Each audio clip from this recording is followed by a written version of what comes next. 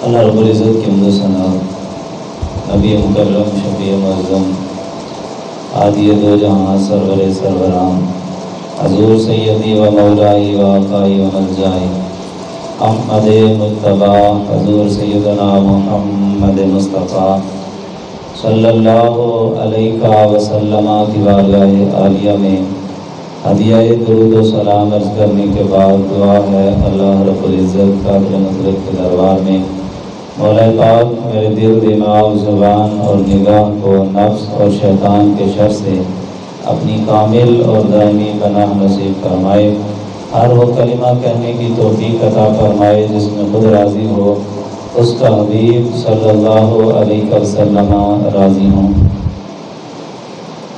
ہر ایسا کلمہ میری زبان پہ جاری نہ فرمائے جس میں خود ناراض ہو، اس کا حبیب صلی اللہ علیہ وسلم ناراض ہوں۔ بیان حق میری زبان پہ جاری فرمائے، سن سنا کے مجھے اور آپ کو اپنے عقیدے اور اپنے عمل کی اصلاح کرنے کی توفیق رحمت فرمائے۔ عزیز دوستو، آج بحمد اللہ تعالی شرعی لحاظ سے یکم شوال المکرم عید الفطر کا دن ہے اور جمعۃ المبارک کا دن بھی ہے۔ سرکاری لحاظ سے تو 2 شوال ہے، لیکن حقیقت اور شریعت کی نگاہ میں آج یکم شوال المکرم عید الفطر کا دن ہے۔ بزرگ فرماتے ہیں کہ لیس العید لمن لبس الجدید، عید اس کی نہیں ہے جو نئے کپڑے پہنتا ہے، انما العید لمن خاف الوعید، عید تو اس کی ہے جو عذاب سے ڈر جاتا ہے۔ فرماتے ہیں کہ عید اس چیز کا نام نہیں ہے کہ انسان اعلیٰ سواریوں پہ سوار ہو، فرمایا نہیں، انما العید لمن ترک الخطایا، عید تو اس کی ہے کہ جو گناہوں کو ترک کر دیتا ہے۔ اور پھر فرمایا عید اس کی نہیں ہے کہ جو اچھے کھانے کھاتا ہے، عید تو اس کی ہے جو آخرت کی عزتوں کو حاصل کر لیتا ہے۔ اور پھر فرمایا عید اس کی نہیں ہے کہ جس نے دنیا کی زینت حاصل کر لی، دنیا کی زیب و زینت کو اختیار کر لیا، نہیں، فرماتے ہیں انما العید، عید اس کی ہے کہ جس نے تقوی کا زاد راہ حاصل کر لیا، جس نے اس مبارک مہینے میں خود کو پرہیزگاری کے راستے پہ چلا لیا۔ اور پھر فرمایا عید اس کی نہیں ہے کہ جس نے دسترخوان اچھے سجا لیے، نہیں، بلکہ عید تو اس کی ہے کہ جس نے پل صراط سے خود کو کامیاب کر لیا۔ حضرت عبداللہ ابن عباس رضی اللہ تعالیٰ عنہ ہی راوی ہیں، فرماتے ہیں کہ مجھ سے سوال کیا گیا کہ تمام دنوں میں سے بہترین دن کون سا ہے اور تمام مہینوں میں سے افضل ترین مہینہ کون سا ہے اور تمام اعمال میں سے افضل ترین عمل کون سا ہے۔ تو حضرت عبداللہ ابن عباس رضی اللہ تعالیٰ عنہ سے یہ 3 سوال کسی نے کیے، تو ابن عباس رضی اللہ تعالیٰ عنہ فرمانے لگے کہ بہترین دن جمعۃ المبارک کا دن ہے، بہترین مہینہ ماہ رمضان المبارک ہے، بہترین عمل 5 گانہ نماز کو پابندی کے ساتھ وقت پہ ادا کرنا، یعنی سستی کر کے لیٹ نہیں کرنا، جو ہی اذان ہو جائے فوراً اپنے رب کے حضور اپنا سر سجدے کے اندر جھکا دینا۔ تو مومن کی کیفیت یہ ہو کہ مومن اذان کی آواز سن کے سارے کام کاج چھوڑ کے اپنے کاروبار دنیا کو فوراً سمیٹے اور اپنے رب کے حضور دوڑ کے حاضر ہو جائے۔ تو ابن عباس فرماتے ہیں کہ میں نے 3 سوالوں کا یہ جواب دیا اور 3 دن گزرنے کے بعد یہی سوال حضرت مولا علی شیر خدا رضی اللہ تعالیٰ عنہ کی بارگاہ سے پوچھے گئے، تو شیر خدا رضی اللہ تعالیٰ عنہ کو بتایا گیا کہ یہی سوال ابن عباس سے پوچھے گئے، تو ابن عباس رضی اللہ تعالیٰ عنہ نے ان کے یہ جواب دیے۔ تو فرماتے ہیں جب مولا علی شیر خدا کو بتایا گیا تو آپ نے فرمایا کہ لوگوں، اگر تمام مشرق و مغرب کے تمام علماء اور حکماء اور سمجھ بوجھ والے دانشوروں سے یہ باتیں دریافت کی جاتی تو اس سے بہتر جواب کوئی بنتا نہیں، لیکن فرمایا یہ بات ہے ساری دنیا کے علماء، حکماء، فقہا کی، لیکن تم عام علماء کے پاس نہیں آئے، تم باب مدینہ العلم کے پاس آ گئے۔ اور پھر شیر خدا رضی اللہ تعالیٰ نے فرمایا کہ اے بندہ مومن، پہلا ایک سوال یہ کہ بہترین عمل کون سا ہے؟ فرمایا ٹھیک ہے 5 گانا نماز بڑا بہتر عمل ہے، ٹھیک ہے روزے بھی بڑا بہترین عمل ہے، ٹھیک ہے زکوٰۃ حج بھی بڑا بہترین عمل ہے، لیکن فرمایا تیرا بہترین عمل وہ ہے جو اللہ کے دربار میں قبول ہو جائے، وہ 1 روپیہ بھی ہو، جب قبول ہو گیا۔ اصل بات تو وہی نا، قبولیت اصل چیز ہے۔ دائیاں مکے میں کتنی آئی تھیں، کسی کا نام بھی دنیا نہیں جانتی، وہ بڑی بڑی اعلیٰ نسب والی بھی تھیں، ساری سیرت کی کتابوں میں لکھا ان کا نسب بھی اعلیٰ، ان کے گھرانے بھی اعلیٰ، وہ مالدار بھی تھیں، ان کی سواریاں بھی بڑی اعلیٰ تھیں، لیکن ان میں سے کسی کا نام کسی کو آتا نہیں۔ اور ان دائیوں میں سے تھی ایک غریبنی سی، ایک کمزور سی، جو خود بھی کمزور، اس کی سواری بھی کمزور، جس کا گھر بھی غریبوں والا، اور جو دنیا کے حساب سے بظاہر اتنے حسب نسب والی بھی نہیں تھی، لیکن مصطفیٰ کریم کے دربار میں قبول ہو گئی۔ وہ جو حسب نسب والی تھی ان کا نام کوئی نہیں جانتا، وہ جو غریب تھی آج چھوٹے سے بچے سے بھی پوچھ لو اس کو بھی پتا ہے کہ میرے نبی کی دائی کا نام ام حلیمہ تھا، کیونکہ قبول ہو گئی۔ اصل چیز قبولیت ہے۔ میں 2 بندے تھے، ایک کا نام عمر تھا، ایک کا نام عمر تھا۔ میرے مصطفیٰ نے دعا کے لیے ہاتھ اٹھائے، اللہم اعز الاسلام بعمر ابن خطاب او بعمر ابن حشام، اے اللہ اسلام کو عمر بن خطاب یا عمر بن حشام کے ذریعے عزت عطا فرما۔ عمر بن حشام وہ بندہ تھا جو سردار بھی تھا، جس کو لوگ ابو الحکم کہتے تھے، یعنی حکمت والا۔ پورے مکے کے اندر لوگ اس کو دانا سمجھتے تھے، اس سے فیصلے کرواتے تھے۔ اور عمر بن خطاب کی عمر ابھی 25 سال تھی، اور یہ عمر جب مستانی ہوتی ہے، اس عمر میں نوجوان جو ہے وہ بڑے جذباتی ہوتے ہیں، اور پھر عمر بن خطاب تو ویسے ہی بڑے جذباتی تھے، چھوٹی چھوٹی باتوں پہ لڑنے جھگڑنے والا بندہ، چھوٹی چھوٹی بات پہ دوسرے کے گلے پڑ جانے والا بندہ، وہ جو بظاہر جذباتی تھا۔ اور جذباتی بندے کو لوگ اتنا دانا نہیں سمجھتے، کہتے ہیں اس کی باتیں تو جذباتی ہوتی ہیں۔ اصل جو دانا بندہ ہے وہ فیصلہ سوچ سمجھ کے کرتا ہے، وہ فوراً کوئی معاملہ نہیں کر گزرتا۔ یہ جذباتی لوگوں کے کام ہیں، یہ دانا نہیں ہوتے، ان کے پاس حکمت نہیں ہوتی، ان کے پاس سمجھ بوجھ نہیں ہوتی، بس یہ ہوا کے گھوڑے پہ سوار ہوتے ہیں۔ وہ جس کو لوگ کہتے تھے یہ جذباتی ہے، اور ایک وہ تھا جس کو لوگ کہتے تھے یہ دانا ہے۔ وہ جو دانا تھا وہ مردود ہو گیا، اور وہ جو جذباتی تھا وہ قبول ہو گیا۔ اور میرے مصطفیٰ کی دعا عمر بن حشام کی بجائے عمر بن خطاب کے بارے میں قبول ہو گئی۔ اب قیامت تلک وہ جو دانا تھا وہ ابو جہل کے نام سے مشہور ہو گیا، اور وہ جو جذباتی تھا میرے مصطفیٰ نے فرما دیا الحق ینطق علی لسان عمر، میرے عمر کو جذباتی نہ سمجھو، یہ نہ سمجھنا اس کے پاس دانائی اور حکمت نہیں ہے، عمر جو بھی بولتا ہے رب کی طرف سے بولتا ہے۔ حضرت عمر ابن خطاب رضی اللہ تعالیٰ عنہ کی تائید کے اندر قرآن کے فیصلے اتارے گئے اللہ رب العزت کی طرف سے، تو وہ جو جذباتی تھے وہ قبول ہوئے تو اللہ رب العزت کے دربار۔ تو بات وہی، حضرت ابن عباس نے بھی بات ٹھیک کی کہ بہترین عمل نماز 5 گانا کو وقت کے ساتھ ادا کرنا، 1-2 نماز نہیں۔ یہ بھی ہوتا ہے نا جی، 1 پڑھ لی یا 2 پڑھ لی جی۔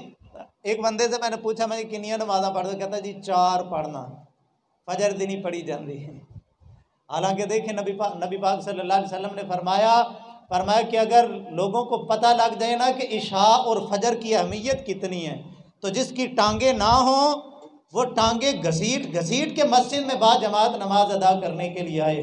اور فرمایا کہ جب بندہ نماز فجر ادا کیے بغیر اپنے کاروبار دنیا میں نکل جاتا ہے وہ تو شیطان کے جھنڈے کے نیچے جاتا ہے، اور جو نماز فجر ادا کر کے جاتا ہے وہ رحمان کے جھنڈے کے نیچے جاتا ہے۔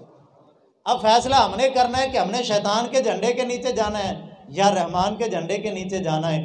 تو نماز 5 گانا کو 5 گانا 5 نمازیں ہیں، 4 فرض نہیں ہیں، 3 بھی فرض نہیں ہیں، 2 بھی فرض نہیں ہیں، 1 بھی فرض نہیں ہے، بلکہ پوری کی پوری 5 نمازیں رب قدوس نے ہم پہ فرض کی ہیں۔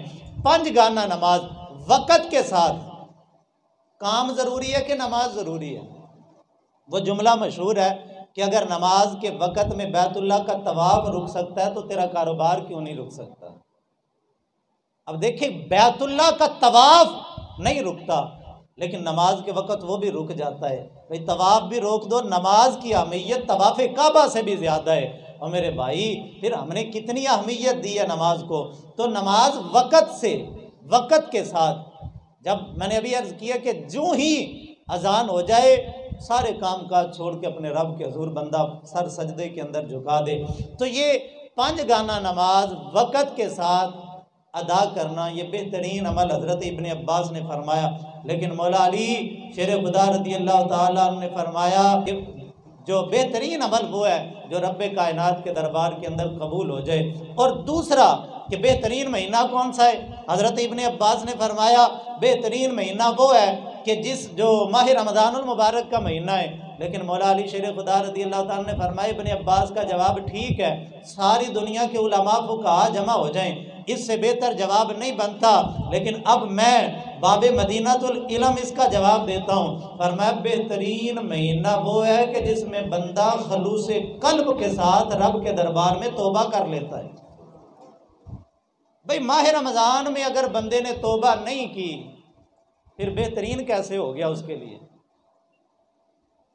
پھر اس کے لیے بہترین کیسے ہوا کہ جس نے ماہ رمضان المبارک کے اندر بھی بلکہ اس مبارک مہینے میں بھی اگر بندہ گناہوں سے باز نہ آیا تو پھر تو بہترین اس کے لیے نہ ہوا، اگرچہ اللہ کی رحمتیں بے بہا برستی ہیں امت مصطفیٰ پہ، لیکن فرمایا کہ تیرے لیے بہترین مہینہ وہ ہے کہ جس میں خلوص قلب کے ساتھ تو اپنے رب کے دربار کے اندر توبہ کر لیتا ہے۔ اب وہ محرم کا مہینہ ہو، وہ سفر کا مہینہ ہو، وہ ربیع الاول شریف کا ہو، وہ ربیع الثانی شریف کا ہو، وہ جمادی الاول ہو، جمادی ثانی ہو، رجب ہو، شعبان ہو، یا شوال المکرم ہو، یا ذیقعد ہو، یا ذی الحج ہو، مہینہ کوئی بھی ہو جس میں بندے نے توبہ کر لی وہ بہترین ہے۔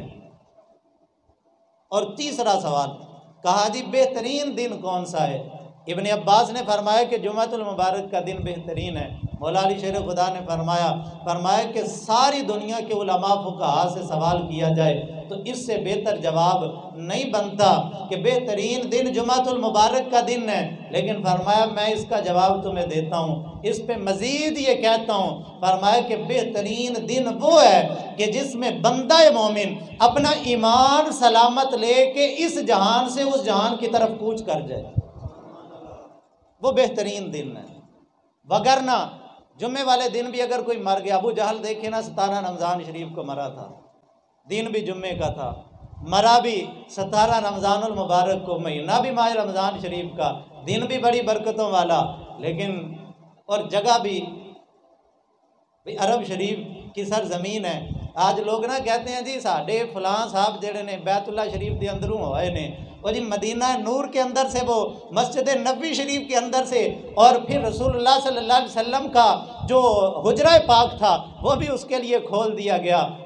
تو میں یہاں یہ بات رک کے یہ اس لیے عرض کی ہے کہ ان چیزوں سے برکتیں نہیں ملا کرتی، ان چیزوں سے عزت و رفت نہیں ملا کرتی، بلکہ عزت و رفت رسول اللہ کے دین میں ہے۔ اگر دین خدا کا پاسدار ہو پھر وہ جناب والا کائنات کے کسی کونے میں بیٹھا ہو، وہ پھر پنڈی کا ممتاز قادری کیوں نہ ہو، وہ جو ہے وہ ہندوستان کا علم دین ہی کیوں نہ ہو، پھر وہ امر چیمہ ہی کیوں نہ ہو، وہ کائنات کے کسی کونے میں بیٹھا ہو، جو دین خدا کا پاسدار ہو، جس کو دنیا جانتی بھی نہ ہو، جس کے نام، جس کے نسب، جس کے حسب سے کوئی واقف نہ ہو، لیکن خدا کی قسم جو دین کا تابع دار ہے اصل عزتیں خدا نے اس کے لیے رکھ دی ہیں۔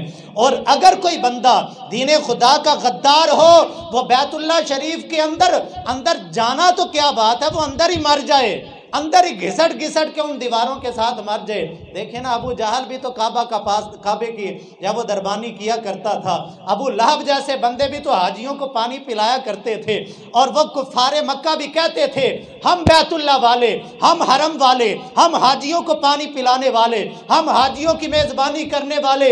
میرے مصطفیٰ کریم نے انکار فرما دیا، فرمایا تمہارا حاجیوں کو پانی پلانا بھی مردود ہے، تمہارا حاجیوں کی میزبانی کرنا بھی مردود ہے، اور تمہارا بیت اللہ کی نگہبانی کرنا بھی مردود ہے۔ اصل قبولیت تب ہوگی جب محمد مصطفیٰ کی تابعداری کے اندر آ جاؤ گے۔ بس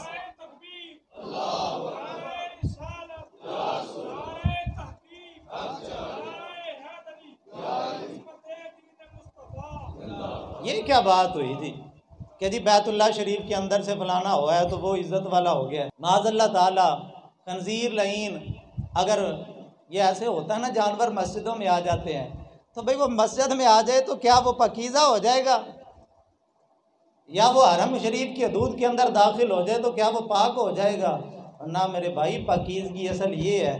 اور مولا علی شیر خدا رضی اللہ تعالیٰ عنہ کی وہ تینوں باتیں میں نے عرض کر دیں، کیا کمال حکمت بری باتیں کر دیں۔ ایسے تو نہیں میرے پاک نبی نے فرمایا کہ یہ علم کے شہر کا دروازہ ہے علی، اور آپ نے تینوں جواب ایسے خوبصورت عطا فرمائے۔ فرمایا بہترین دن تے بہترین عمل وہ ہے جو قبول ہو جائے، ورنہ بغیر قبولیت کے عمل کس کام کا ہے؟ ساری رات بندہ مسلح پہ کھڑا رہے، سارا دن جہاد کے اندر گزار دے، وہ اگر قبول ہی نہیں ہے۔ میرے مصطفیٰ کریم کے پیچھے عبداللہ بن ابی نمازیں پڑھتا رہا، روزے بھی رکھتا رہا، ساری عبادتیں اس نے کی ہیں، نہیں قبول ہوئیں، منہ پہ مار دی گئیں۔ جہاد بھی اس بندے نے کیے۔ میرے مصطفیٰ کریم علیہ السلام کی معیت میں ایک بندہ لڑ رہا ہے، اور اتنی شدت کے ساتھ لڑ رہا ہے کہ صحابہ اس پہ رشک کر رہے ہیں۔ اب وہ کیسے اپنی جان نثاری پیش کر رہا ہوگا کہ جس پہ صحابہ بھی رشک کرتے ہوں گے۔ کسی نے عرض کی یا رسول اللہ دیکھیں کیسی جان نثاری سے لڑ رہا ہے، حضور کیسے مردانہ وار لڑ رہا ہے، یہ تو شہید ہو گیا تو سیدھا جنت میں جائے گا۔ میرے مصطفیٰ کریم علیہ السلام نے فرمایا نہیں نہیں، یہ تو جہنم میں جائے گا، یہ جہنمی ہے، کیونکہ نہیں قبول۔ بھائی اصل قبولیت ہے، جب قبولیت نہیں تو کوئی عمل اللہ کے دربار میں قبول نہیں۔ اور بہترین مہینہ جس میں بندہ توبہ کر لے، وگرنہ جب اور پھر تیسرا فرمایا کہ بہترین دن وہ ہے کہ جس میں بندہ اپنا ایمان سلامت لے کے اس دنیا سے چلا جائے۔ ورنہ میرے بھائی بڑے بڑے نیکوکار، بڑے بڑے پرہیزگار، بڑے بڑے اطاعت گزار ہم نے کتابوں میں پڑھا ہے، وہ جب برسیسہ راہب جیسے جس کے شاگرد ہوا میں اڑ کے اللہ کی عبادت کیا کرتے تھے، لیکن اخیر وقت بربادی آ گئی اور ایمان برباد کر کے وہ لعنتی دنیا سے چلا گیا، اور قیامت تک اور قیامت کے بعد عبدالآباد تک لعنت کا توق اس کے گلے میں پڑ گیا۔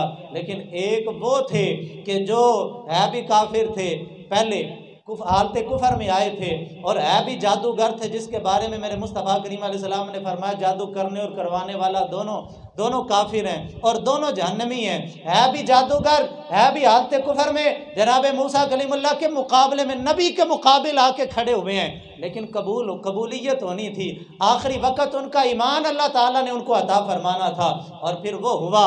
قرآن مجید قرآن رشید بتاتا ہے حضرت موسیٰ کلیم اللہ کے معجزے کو دیکھ کے ان کے دل نے تصدیق کی، یار یہ بندہ سچا ہے۔ فوراً کہنے لگے آمنا برب ہارون و برب موسیٰ و ہارون، ہم موسیٰ و ہارون کے رب پہ ایمان لاتے ہیں۔ سر سجدے میں رکھا، خدا کی وحدانیت کا اقرار کیا، موسیٰ کلیم اللہ کی رسالت کا اقرار کیا، کلمہ پڑھ لیا۔ اب فرعون نے کہا تمہیں قتل کروں گا الٹے طریقے سے، ایک پہلے ہاتھ کاٹوں گا پھر پاؤں کاٹوں گا، پھر ہاتھ کاٹوں گا پھر پاؤں کاٹوں گا، اس طریقے سے تمہارے جسم کی بوٹیاں بوٹیاں کر دوں گا۔ انہوں نے کہا جے کر نہ یار دے نا دا ملے میں نا چولی پا لیے ہیٹھاں سٹیے نا، تے جے کر یار دے نا دی ملے سولی چولا چول لئیے پیشا ہٹیے نا۔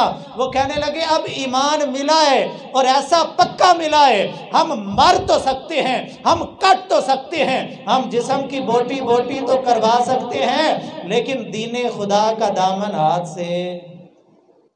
یہ کیا کمزور ایمان ہوا جی، معیشت کا رونا رونے بندہ بیٹھ جائے۔ یہ تو کمزور لوگوں کی باتیں ہیں، جو دلیر بندے ہوتے ہیں وہ ایسی چھوٹی چھوٹی باتیں نہیں کیا کرتے۔ تو فرمایا حضرت مولا علی شیر خدا رضی اللہ تعالیٰ عنہ، آپ نے فرمایا کہ بہترین دن وہ ہے کہ جس میں انسان اپنا ایمان سلامت لے کے اس دار فانی کو چھوڑ جاتا ہے۔ عزیز دوستو، عید الفطر کا دن بڑی برکتوں والا، بڑی عزتوں بڑی رفتوں والا ہے، لیکن ابھی میں نے عرض کی وہ ایک عربی کے شاعر نے کہا، اس نے کہا عید اس کی نہیں ہے جس نے کپڑے نئے پہنے ہیں، عید اس کی ہے جس نے گناہوں کو چھوڑا ہے۔ عید اس کی نہیں ہے کہ جو اعلیٰ سواریوں پہ سوار ہوا ہے، میرے بھائی عید تو اس کی ہے جس نے تقوی اختیار کی ہے، جس نے پرہیزگاری اختیار کی ہے۔ عید اس کی نہیں جس نے زینت دنیا کو اختیار کیا ہے، عید تو اس کی ہے جس نے تقوی کی دولت کو اختیار کی ہے۔ تو اصل دن اور لمحات اور اعمال باعث برکت تب ہوتے ہیں جب بندے کی نیت خالص ہوتی ہے اور ادھر سے رب کائنات کی طرف سے قبولیت کی مہر لگ جاتی ہے۔ यहाँ एक और बात याद रखें, कोई ये ना समझे कि मैं जब अमाल को छोड़ने की दावत दे रहा हूँ, कि मैं ये पैगाम दे रहा हूँ कि भी पता नहीं कबूल होना या नहीं करना होना तो थोड़े अमल करो, नहीं, ये बात नहीं है। असल बात वो है कि माली दा कम पानी पाना, पर मशका पावे ते मालिक दा कम फल फूल लाना, वो लावे या ना लावे। बनी इसराइल के एक इबादत गुजार ने 700 साल इबादत की, उस वक़्त के नबी पे वही उतरी, हुक्म हुआ कि जाओ इस बंदे को कह दो कि हमने तेरी एक दिन की इबादत भी कबूल नहीं की। नबी खुदा उस बनी इसराइल के इबादत गुजार के पास गए, जाके कहा कि तू ऐसे ही वक़्त ज़ाया कर रहा है, अल्लाह तो फरमाता है कि मैंने तेरी एक दिन की इबादत भी कबूल नहीं की, तो लिहाजा छोड़ दे, जब कबूल ही नहीं है तो फिर छोड़ दे। अब उसका जुमला बड़ा खूबसूरत था, वो कहने लगा हज़रत मज़दूर का काम होता है मज़दूरी करना और मालिक का काम होता है उजरत देना। हज़रत मेरा काम है, मैं बंदा हूँ, मैं आबिद हूँ, आबिद का काम है इबादत करना, साजिद का काम है सजदा करना, और मसजूद का काम है उस सजदे को कबूल करना, माबूद का काम है इबादत पे कबूलियत की मोहर लगाना। हज़रत बताएं मुझे कि मेरा काम है ना इबादत करना? फरमाया हाँ तेरा काम तो इबादत करना है। फरमाया अर्ज़ की कबूल करना किसका काम है? कहा वो खुदाए वहदहू ला शरीक का काम है। अर्ज़ की हजूर फिर मैंने अपना काम नहीं छोड़ना, उसकी मर्ज़ी है अपना काम करे या ना करे। दोबारा अल्लाह ताला ने उस नबी पे वही नाजिल फरमाया कि इस बंदे को कह दो तेरे इस जुमले की वजह से हमने तेरी पिछली भी कबूल फरमा ली, तेरी अगली भी कबूल फरमा ली। वो जो पहले मरदूद हो गई वो रहमत हक बहाना मी जोयत। बुजुर्ग फरमाते हैं अल्लाह की रहमत तो बहाने तलाश करती है मेरे भाई, पता नहीं किस बहाने अल्लाह रब्बुल इज़्ज़त ने बंदे पे अपनी करम नवाजी कर देनी है। तो मैं अर्ज़ करने का मकसद ये है कि मैं तर्क अमाल की दावत नहीं दे रहा, बल्कि असल बात यह है कि इंसान इन चीज़ों में जब रग़बत करता है तो कम अज़ कम इंसान की नीयत खालिस होनी चाहिए। इंसान को तक़वा, परहेज़गारी और अपने दिल को टटोलते रहना चाहिए, बार बार अपने दिल को जब वो टटोलते रहना चाहिए। कि मैंने माह रमज़ानुल मुबारक का महीना गुजारा, देखे ना नबी अकरम शफ़ी मुअज़्ज़म सल्लल्लाहु अलैहि वसल्लम के वो सहाबा जिनको हुज़ूर ने कतई जन्नत की बिशारतें दी थीं। फरमाया उमर भी जन्नती, अबू बकर भी जन्नती, उस्मान भी जन्नती, अली भी जन्नती, तला भी जन्नती, अबू उबैदा बिन जर्राह भी जन्नती, अब्दुर्रहमान बिन औफ भी जन्नती। मेरे मुस्तफ़ा करीम अलैहिस्सलाम ने फरमाया ये पक्के जन्नती हैं। इन लोगों ने महफल मना के जन्नत की टिकट जेब में नहीं डाली थी, इन लोगों ने मिराज शरीफ की नातें पढ़ के जन्नत की टिकटें जेब में नहीं डाली थी। आज हम मिराज शरीफ का महीना आता है, रजब शरीफ का, बड़े शौक़ से जब वो मस्जिद अक्सा का जिक्र होता है, लेकिन मस्जिद अक्सा के तकद्दुस को पामाल किया जाता है। हमारे कानों पे जूं तक नहीं रेंगती और हमारे हुक्मरान बेगैरती की नींद सोए रहते हैं और बस ज़ुबानी कलामी बातों तक महदूद रहते हैं। ज़ुबान से किसी बात का रद्द करना ये आम लोगों का काम है, ये मेरे जैसे छोटे लोगों का काम है कि भी जहाँ ज़ुबान से मजम्मत कर, जहाँ हमारा बस नहीं चलता, हमारे हाथों में ताकत नहीं है, हम ज़ुबान से मजम्मत कर दें। और जब अल्लाह ताकत अता करता है तो हुक्मरानों का काम ज़ुबान से मजम्मत करना नहीं होता बल्कि हाथ से मुरम्मत करना होता है। हम ज़ुबान से मजम्मत कर सकते हैं, हम करते हैं, उन लोगों का काम है अपने हाथों से मरम्मत करें इन लोगों की, इन लोगों को बताएं मस्जिद अक्सा वो है जहाँ से मेरे मुस्तफ़ा करीम अलैहिस्सलाम मेराज के सफ़र पे रवाना हुए थे। मस्जिद अक्सा वो है जहाँ मेरे पाक नबी ने कुल नबियों की इमामत करवाई थी। और मस्जिद अक्सा वो है जो हमारा किबला अव्वल है, जहाँ मेरे मुस्तफ़ा करीम अलैहिस्सलातु तस्लीम ने मदीना शरीफ जाने के बाद भी 17 महीने आमिना के लाल सल्लल्लाहु अलैहि वसल्लम ने मस्जिद अक्सा की तरफ रुख मुबारक करके नमाजें अदा की हैं। ये कोई मामूली जगह है, इसके साथ मुसलमानों के दिल का ताल्लुक है, इसके साथ मुसलमानों के दिल के तार जुड़े हुए हैं। और ये वो जगह है, खुदा की कसम मेरे मुस्तफ़ा करीम अलैहिस्सलाम ने फरमाया हर में मक्का में नमाज पढ़ो 1 लाख का सवाब, मस्जिद नबी में नमाज पढ़ो 50,000 नमाजों का सवाब, और मस्जिद अक्सा में भी नमाज पढ़ोगे अल्लाह 50,000 नमाजों का सवाब अता फरमाएगा। ये वो मस्जिद है जिसका इस्लाम के अंदर बड़ी अहमियत की हामिल है। हज़रत फ़ारूक आज़म रज़ी अल्लाह ताला अन्हो इसी को तो फ़तह करने के लिए मदीना नूर से निकले थे। वो जब कैफियत ये थी कि इस शान से उम्मत का इमाम आता है, खुद है पैदल और सवारी पे ग़ुलाम आता है, आपने अक्सर उलमा से सुना हुआ है, मस्जिद अक्सा शरीफ को जब हज़रत फ़ारूक आज़म रज़ी अल्लाह तआला अन्हु का लश्कर हज़रत अबू उबैदा बिन जर्राह की क़यादत में बैतुल मुक़द्दस की दीवारों के सामने खड़ा हुआ था और मस्जिद अक्सा के अंदर जो ईसाइयों के राहिब थे बैतुल मुक़द्दस के अंदर, वो बाहर निकले। उन्होंने कहा कि हमने तुमसे लड़ना नहीं है और एक शर्त पे लड़ेंगे, पहले हमसे बात करो, अपना अमीर लेके आओ हमारे सामने। हज़रत अबू उबैदा बिन जर्राह उसके सामने गए, कहा मैं अमीर हूँ। उन्होंने सर से लेके पाँव तक सारे चेहरे को, सारे जिस्म को बगौर देखा और बगौर देख के कहने लगे कि तुम्हारे साथ जंग ही करेंगे, सुलह नहीं करनी। आपने फरमाया अभी सुलह की बात कर रहे थे, अब जंग की बातें करते हो। उन्होंने कहा हमारी किताबों में जो निशानियां लिखी हुई हैं ना कि जिस बंदे के हाथों बैतुल मुक़द्दस फतह होगा वो तुम नहीं हो, तुम्हारे अंदर वो निशानियां नहीं पाई जाती।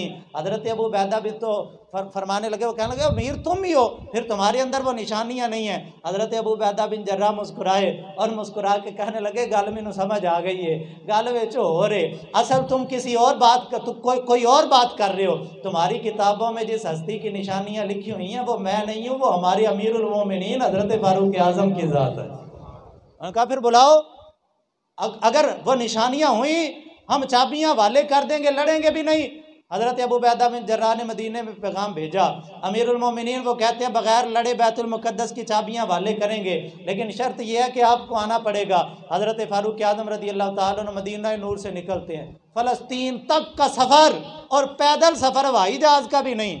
आज तो हवाई जहाज़ पे जब वो ज़कात लेने के लिए लोग जाते हैं तो 50-50 बंदों का खर्चा ऐसे ही मुफ्त में लोग करवा देते हैं। वो मदीना नूर का असल रियासत मदीना के अमीर हज़रत फ़ारूक आज़म रज़ी अल्लाह तआला अन्हु मदीना नूर से बैतुल मुक़द्दस फतह करने के लिए निकल रहे हैं, और ज़कात लेने के लिए नहीं जा रहे, बैतुल मुक़द्दस फतह करने के लिए जा रहे हैं। और फिर इतने बड़े इलाके को फतह करने के लिए चाहिए तो ये था कोई कमक साथ लेके जाते, कोई लश्कर थोड़ा सा और साथ लेके जाते, भाई अगर ज़रूरत पड़ गई तो चलो लड़ाई में काम आएंगे। लेकिन कुर्बान जाएं, उनको पता था चढ़ती है जब फ़क्र की शान पे तैगे खुदी, फिर एक सिपाही की ज़र्ब करती है कारे सिपाह। उमर कोई मामूली बंदा नहीं है, उमर वो है जो मदीने में खड़ा होके चीन के हुक्मरान को ललकारता है तो वो भी हाथ खड़े कर देता है। उमर वो बंदा है कि जो पूरे पूरे लश्कर पे भारी है। ये मेरे मुस्तफ़ा का वो गुलाम है कि दुनिया के लश्कर तो एक तरफ रह गए, मेरे पाक नबी ने फरमाया उमर तो शैतान पे भी भारी है। हज़रत अब्दुल्लाह इब्न मसूद रज़ी अल्लाह ताला अन्हु फरमाते हैं नबी पाक सरकार के एक सहाबी गली से गुजर रहे थे, शैतान आ गया, उसने कहा मेरे साथ कुश्ती कर लो। सहाबी ने कहा आजा, दोनों ने हाथों में हाथ डाले, उस सहाबी रसूल ने एक ही पटके में उसको शैतान को नीचे फेंका, उसकी छाती पे चढ़ के सवार हो गया। शैतान हक्का बक्का जिस्म झाड़ के उठ के खड़ा हुआ, कहने लगा मैनू तो समझ ही नहीं आई, फिर आओ। जैसे कुछ ज़िद्दी बच्चे होते हैं ना, एक दफ़ा मार पड़ जाए कहते हैं फिर आ, हाँ फिर तेनू वेखना वहाँ, और वो कहने लगा जी फिर आओ, फिर बाजू में बाजू डले, एक ही झटके में लताड़ा नीचे, फिर छाती पे चढ़ के सवार हुए, वो फिर झाड़ के खड़ा हुआ, ढीठ था कोई ज़्यादा ही, कहने लगा हजरत ये भी मैनू समझ नहीं आई, फिर आओ। तीसरी दफ़ा उसको उठा के गिराया, फिर दौड़ पड़ा और भाग गया। तो हज़रत अब्दुल्लाह इब्न मसूद से किसी ने पूछा, उन्होंने कहा हज़रत आपने कहा है वो हुजूर का एक सहाबी था, है कौन था? आपने फरमाया वो बुझो कौन सी? कहने लगे हुजूर हज़रत उमर लगते हैं। फरमाया उनके सिवा और कौन हो सकता है? वो ऐसा दलेर मेरे पाक नबी का सहाबी मदीनातुन नूर से चले बैतुल मुक़द्दस का तक का सफ़र, और अमीरुल मोमिनीन 22 लाख मुरब्बा मील का हुक्मरान हज़रत उमर इब्न ख़त्ताब, जिनके बारे में अंग्रेज़ कहते हैं कि अगर 10 साल और हज़रत फ़ारूक आज़म रज़ी अल्लाह ताला अन्हु धरती पे हुकूमत कर जाते तो पूरा यूरोप भी इस्लाम के ज़ेरे नगीं आ जाता, सारी दुनिया पे इस्लाम का परचम लहरा जाता। वो हज़रत उमर इब्न ख़त्ताब, अब चाहिए तो ये था प्रोटोकॉल होता, आज तो असिस्टेंट कमिश्नर निकले ना, एसी ये चवल सा बंदा जब निकलता है तो दाएं बाएं कोई 10-12 बॉडी गार्ड होते हैं, प्रोटोकॉल होता है। वो मदीना नूर मुसलमानों का अमीर निकलता है और खुदा की कसम कैफियत ये है कि खुद है पैदल और सवारी पे गुलाम आता है। और एक गुलाम, एक अमीरुल मोमिनीन, रास्ता तय हो गया, इतने मील तूने सवार होना है, मैंने सवारी की मुहार पकड़नी है, इतने मील मैंने सवार होना है, तूने सवारी की मुहार पकड़नी है। रास्ता तय होता गया और बैतुल मुक़द्दस करीब आ गया। अबू बैदा बिन जर्राह को पता लग गया अमीरुल मोमिनीन करीब आ गए हैं। इस्तकबाल के लिए आप एक कसीर वफद लेके हज़रत फ़ारूक आज़म की खिदमत आलिया के अंदर पेश हुए। अब कैफियत ये थी, इतना तवील सफ़र करने के बाद हज़रत फ़ारूक आज़म की जो कमीज़ मुबारक थी वो गर्द आलूद हो चुकी थी, आपका इमामा शरीफ भी गदला हो चुका था और आपकी कैफी आपका जिस्म मुबारक भी गर्दो गुबार से हटा हुआ था। एक दरिया के किनारे आप बैठ गए, अपनी कमीज़ मुबारक उतारी, उसको दरिया के अंदर खुद ही अपने हाथों से धोना शुरू कर दिया और वो 22 लाख मुरब्बा मील का हुक्मरान 18 पैबंद वाली कमीज़ को धो रहे अपने हाथों के साथ, गुलाम को भी नहीं कहा। और इतनी देर में हज़रत अबू बैदा बिन जर्राह आ गए, कमीज़ धुल गई, आपने धो के अपने पीछे डाल ली सूखने के लिए, सूखने के लिए पीछे डाल ली अपनी कमर शरीफ पे। और फिर जब इस शान से उठे हज़रत अबू बैदा बिन जर्राह कहने लगे, हुजूर इतनी दूर से ऊँटनी पे चल के आए हैं, यह अमीरुल मोमिनीन यहाँ बड़े बड़े आला तुर्की घोड़े हैं, ये तुर्की घोड़े पे सवार हों और ये कमीज़ें बड़ी बड़ी आला, हमने जब वो काफिरों के बड़े इलाके फ़तह किए हैं, ये अल्हम्दुलिल्लाह मुसलमानों की मलकियत हैं, बड़ी बड़ी आला कमीज़ें, बड़े बड़े आला लिबास, हज़रत ये सब मुसलमानों की मलकियत में अल्लाह ने दे दिए हैं। ये सारे ख़जाने कैसरो किसरा के आज मुसलमानों की कदमों की ठोकर के अंदर हैं। अमीरुल मोमिनीन सवारी भी आला लें, ये लिबास भी आला पहने, और क्योंकि वो राहिब इंतज़ार कर रहे हैं कि मुसलमानों का अमीर आ रहा है। आज तो रिश्ता देखने के लिए लोग आ जाए ना तो मुंडे दे फैशन ही नहीं मुकदे, जी मैनू वेखन आंडे ने, वो भी देखने के लिए बैठे हुए थे। वो ईसाइयों के बड़े बड़े पोप, बड़े बड़े राहिब देखने के लिए बैठे हुए थे कि अमीरुल मोमिनीन आ रहे हैं, अमीरुल मोमिनीन आ रहे हैं। और फिर आज तो नात खां नात पढ़ने के लिए आता है तो पहले ब्यूटी पार्लर से होके आता है, और मौलवी तकरीर करने के लिए आता है तो पूरा मेकअप करके आता है। वो हज़रत फ़ारूक आज़म की हस्ती, वो लोगों ने अर्ज़ की, अबू बैदा बिन जर्राह ने अर्ज़ की हुजूर ये कीमती लिबास पहने, ये आला सवारी इस्तेमाल करें। हज़रत फ़ारूक आज़म ने फरमाया, अबू बैदा अगर रसूल खुदा ने कहा ना होता कि अबू बैदा अमीन उम्मत है, मैं तुझे कोड़े लगाता। तुझे समझ नहीं अभी तक आई कि हमें इज्जतें न कपड़ों से मिली हैं, न सवारियों से मिली हैं, ना जनाबे वाला मालो दौलत से मिली है। मालो दौलत तो कैसरो किसरा के पास बड़ा था, सवारियां तो उनके पास आला थीं, और जनाबे वाला कीमती लिबास तो उनके पास ज़्यादा थे। हम तो फटे लिबासों वाले, हम तो टूटी जूतियों वाले, हम तो जो वो थोड़े थोड़े असले वाले। अल्लाह ने हमें इज्जतें ना सवारियों से दी, ना लिबास से दी, ना असलहे से दी, और ना मालो दौलत से दी। हमारे रब ने हमें इज्जतें मोहम्मद मुस्तफ़ा के कदमों की बरकत से अता की हैं। ये कैसी बात तूने कर दी? फरमाया उमर इसी हालत में जाएगा, इसी हालत में जाएगा। यही 18 पैबंद वाली कमीज़, वही सादा सी तहबंद धोती। आजकल किसी ने धोती पहनी हो तो लोग कहते हैं पेंडू, लोग उसको मजाक उड़ाते हैं। वो तहबंद पहना हुआ 18 पैबंद कमीज़ शरीफ पे लगे हुए, वो सादा सा पटका साफा अमीरुल मोमिनीन का वही सर पे बांध लिया। और हज़रत फ़ारूक आज़म अब बारी आ गई थी गुलाम की। हाथ जो अमीरुल मोमिनीन मेहरबानी करो, तुसी सवार हो जाओ, मैं पैदल जाना वहाँ, मैं सवारी की मार पकड़ लेता हूँ। फरमाया नहीं, आज कायनात को पता लग जाए इस्लाम इंसाफ वालों का दीन है। आज मैं सवार नहीं होऊंगा, आज मैं पैदल चलूँगा, तू सवार होगा, उमर सवारी की मुहार पकड़ेगा, कायनात वालों को पता लग जाएगा। इस शान से उम्मत का इमाम आता है, खुद है पैदल और सवारी पे गुलाम आता है।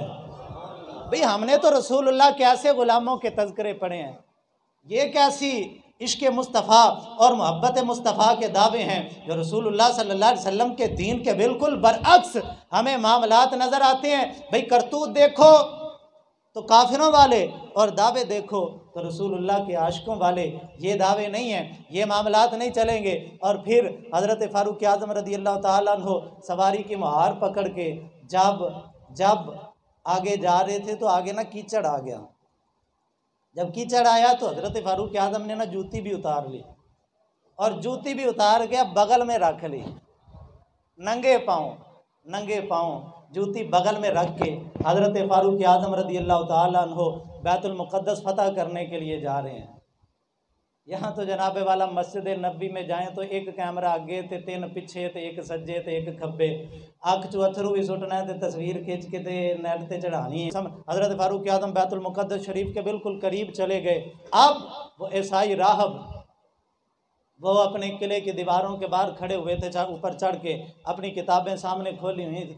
دور سے رسول اللہ کے غلام کو آتے ہوئے جب دیکھا نا، ایسے تو نہیں ہم کہتے نبی کا جو غلام ہے ہمارا وہ امام ہے، بس رسول اللہ کی غلامی میں آ جاؤ، خدا کی قسم پھر ہمارا کتنا ہی دشمن کیوں نہ ہو، ہم نے یہ تھوڑا دیکھنا ہے ہماری پارٹی کا نہیں، ہمارے تعلق والا نہیں، ہمارے قبیلے کا نہیں، ہماری برادری کا نہیں، ہم برادریاں نہیں دیکھتے، ہم قبیلے نہیں دیکھتے، ہم ملک بھی نہیں دیکھتے، ہم علاقے بھی نہیں دیکھتے، ہم دیکھتے ہیں رسول اللہ کی غلامی کو دیکھتے ہیں۔ وہ ترکی کا صدر رجب طیب اردگان ہو، جب جو ہے وہ امت مسلمہ کا درد اس کے سینے میں آئے گا، ہم اس کو بھی اپنے ماتھے کا تاج بنا لیں گے۔ اور وہ ہمارے علاقے کا ہو، دین کا غدار ہو تو ہم اس کو بھی کچھ سمجھتے۔ حضرت فاروق اعظم وہ عیسائی اوپر چڑھ کے بیٹھے، کتابیں کھول کے دور سے رسول اللہ کے غلام کو دیکھا، پھر سر سے لے کے پاؤں تک ایک ایک چیز کو دیکھا، اور پھر وہ نشانیاں پڑھ کے، نشانیاں دیکھ کے وہ قلعے کی دیواروں سے نیچے اترے، دروازے کھول دیے، اور آگے جا کے چابیاں قدموں میں رکھ کے کہنے لگے حضرت تہاڈے نال اساں نہیں لڑنا، ساڑیاں کتاباں چ لکھیا ہے کہ ایسے بندے نہ لڑو گے تے تہاڈا نشان ہی دنیا چ مک جانا ہے، ہم نے نہیں لڑنا۔ چابیاں پکڑیں اور آ کے بیت المقدس کا نظام حکومت سنبھالیں، یعنی یہاں کہتے ہیں کہ جی حکومت نال مولوی دا کی کام ہے، وہ امیر المومنین، وہ مسجد نبوی کا امام ہو تو نظام حکومت وہ سنبھالتا ہے۔ حضرت فاروق اعظم نے بتا دیا ہے اصل حقدار وہی ہے جو دین خدا کا پیروکار ہوتا ہے۔ اللہ رب العزت مصطفیٰ کریم علیہ السلام کے نالین پاک کا صدقہ ہم سب کی دنیا آخرت بہتر فرمائے، اور اس مبارک دن کو اللہ رب العزت امت مسلمہ کے لیے خیر و برکت کا سبب اور ذریعہ بنائے۔